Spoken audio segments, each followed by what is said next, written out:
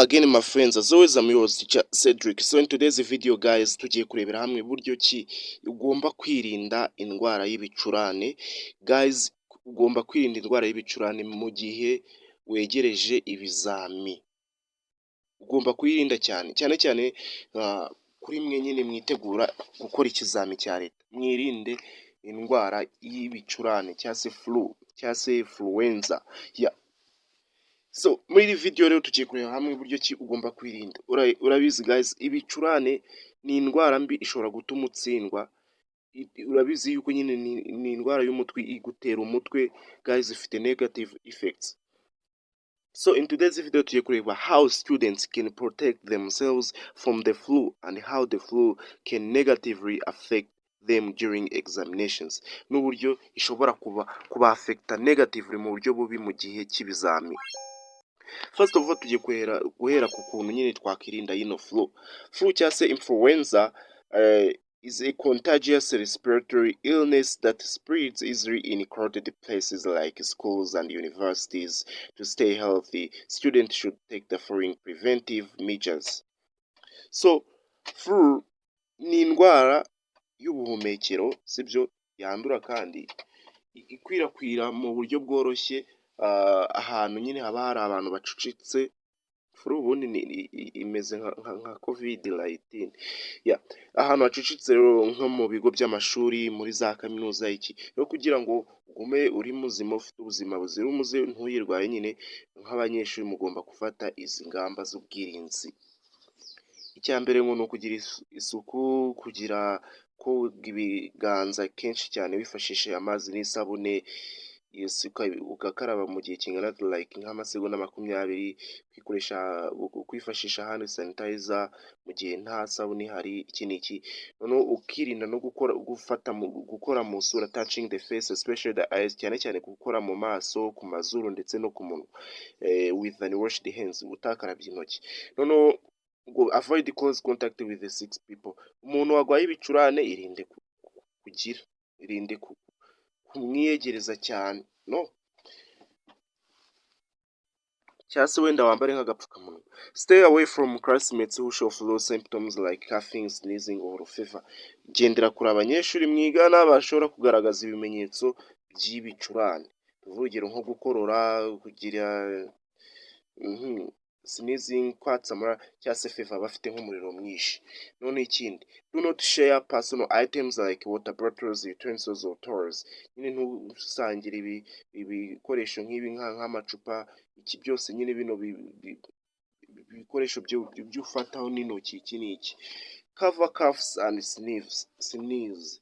Niba unakoroye cyangwa se witsamuye, ujye witsamura mu buryo bwa discipline, wikavarinze, wenda ukoresha agasume cyangwa se ushireho ikiganza nyine ku buryo bitara spreading.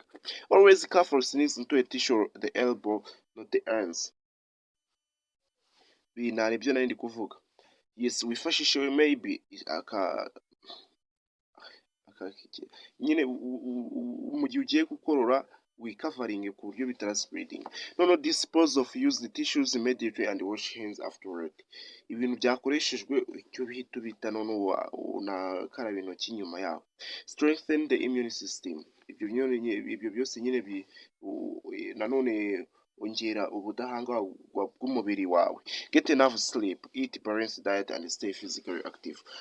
Kuryama kenshi bihagije like nk'amasaha 6 cyangwa 7, kurya indyo yuzuye, ndetse no kuba stay physically active, ukora twa siporo, iki n'iki. Drink plenty of water and take vitamins if necessary.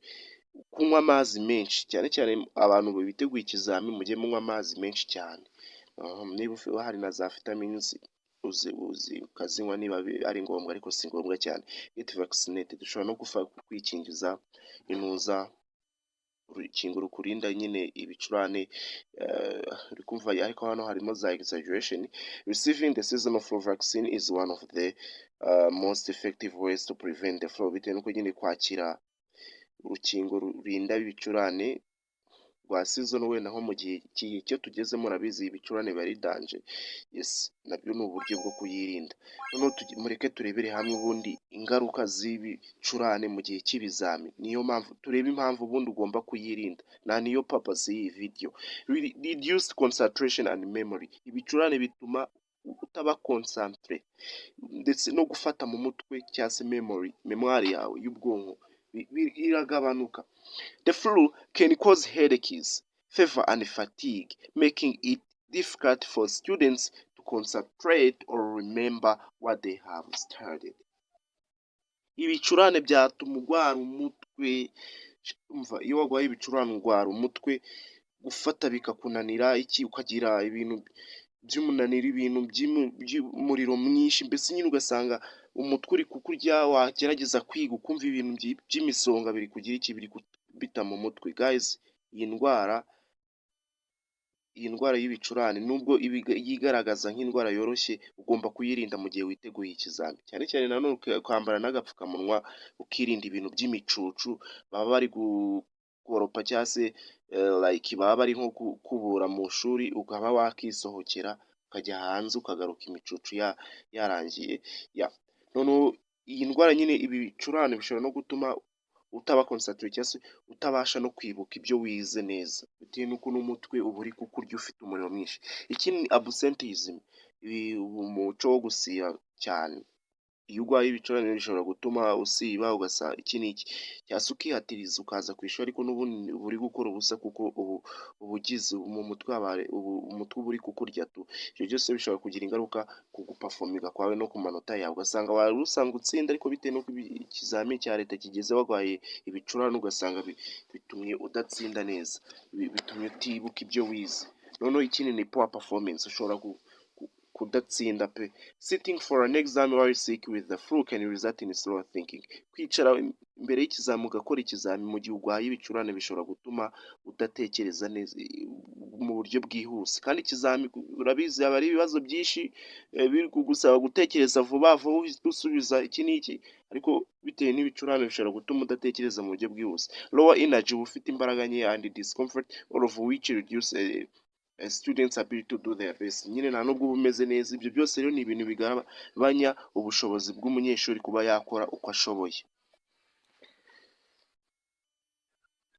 Yes, indi ni spreading the illness. Indi effect ni uko usanga nyine iyo ugiye mu kizami warwaye iyo ndwara, ushobora gukwirakwiza ubwo burwayi. If a sick student attends the class or exams, they may spread the virus to others, causing a large outbreak that can affect many students. So, conclusion: to stay healthy and perform well academically, especially during exams, students must take flu prevention seriously by practicing good hygiene, staying healthy, and avoiding contact with the sick individuals. Students can protect themselves and others.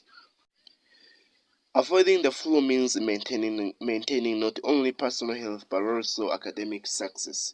Yes, kugira nk'umwanzuro twagira, kugira ube umeze neza noneho utsinde neza ku ishuri, cyane cyane mu gihe cy'ibizami. Mwa abanyeshuri mwe mugomba kwirinda iyi ndwara y'ibicurane mu buryo buri serious. So, kugira isuku nziza, kugira isuku cyangwa se kugumya uri healthy, kwirinda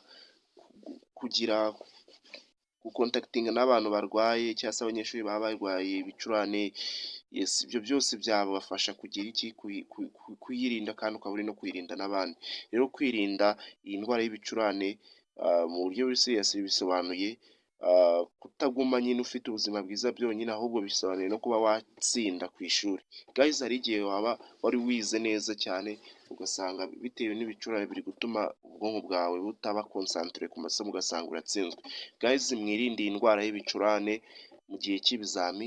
Tangire mugure n'udupfukamunwa, mwirinde iki n'iki, imicucu urabizi nayo irabitera. Noneho muri aya mezi iyo tugezemo, iyo mugiye gukoreramo ikizami, imicucu aba ari myinshi. Mwirinde cyane, mwirinde.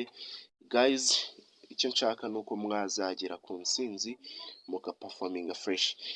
So guys, this is the end of the lesson. I was teacher Cedric. Mbibutsa, niba ushaka amasomo yajyanye na literature na entrepreneurship, kuko yari teacher ni kuri iyi channel, ahubwo ya entrepreneurship searching teacher Cedric entrepreneurship, niba ushaka ya geography searching teacher Cedric geography, niba ushaka history searching teacher Cedric history, philosophy na psychology nabyo nuko. Guys, was teacher Cedric.